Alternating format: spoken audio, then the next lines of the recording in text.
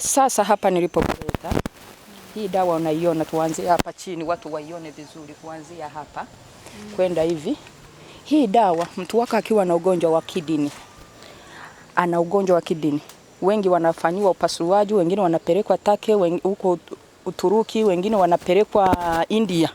Lakini ukawa na mtu wako, naomba unitolee haya majani. Haya majani ukiyatwanga ukayapika, mtu mpe kikombe kimoja asubuhi, kikombe kingine jioni, akiwa anaenda kulala. Kama muda wa saa 3 atapona. Kama ni mtoto mdogo hajafikisha miaka 16, hii dawa kama kawaida unaipika, ukimaliza kuipika, utumie ile bomba, zile bomba za hospitali. Nikisema bomba mnazielewa.